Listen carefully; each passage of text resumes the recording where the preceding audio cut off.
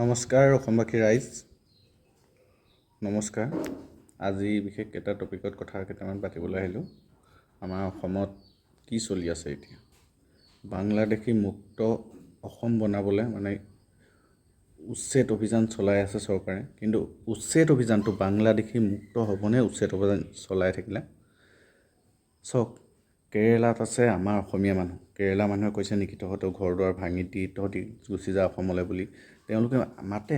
আমাৰ অসমতো বেলেগ জাতি মানুহ যদি আহে মাতিব লাগে, জানিছে? কথাষাৰ মন দি শুনিব। ভিডিঅ'টো আধা চাই পিনি মানে অকণমান চাই পিনি কমেণ্ট নকৰিব, সম্পূৰ্ণ নোচোৱাকৈ কমেণ্ট নকৰিব। গতিকে আমিও অসমলৈ বেলেগ জাতিৰ মানুহ বা বিদেশৰ মানুহ মাতি আনিবহে লাগে। কিন্তু তাত দুটা চৰ্ত আছে। এটা হ'ল তেওঁলোকক ইয়াত ম্যাদী পতা মাটি দিবলৈ আমি মাতিব নালাগে। 2 নম্বৰতে মানে ইয়াৰ নাগৰিকত্ব ভোট দিবলৈ মানে ভোটৰ আইডিত নাম উঠাই দিব নালাগে।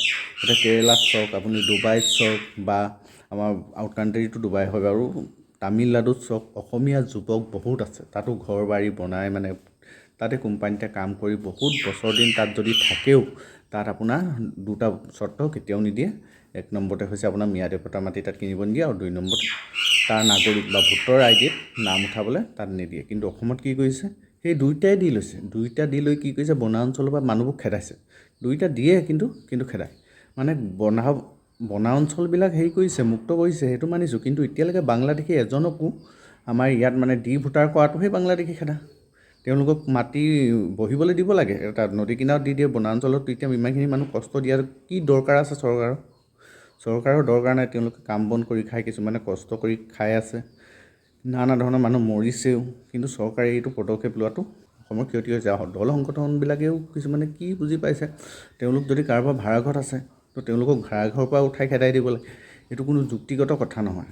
তেওঁলোকক মাত্ৰ দুটা কাম কৰক। চৰকাৰলৈ এটাই অনুৰোধ আৰু ৰাইজলৈ এটাই অনুৰোধ, তেওঁলোক ভাড়াঘৰত থাকে, ক'ত থাকে থাকিব পাৰে। তেওঁলোকক দুটাই মাত্ৰ চৰ্ত দিব নালাগে। 1 নম্বৰ চৰ্ত হ'ল তেওঁলোকক ম্যাদী পতা মাটি দিব নালাগে, আৰু 2 নম্বৰতে তেওঁলোকক ইয়াৰ নাগৰিকত্ব দিব নালাগে। ভোটৰ লিষ্টত নামভৰ্তি কৰিব নালাগে।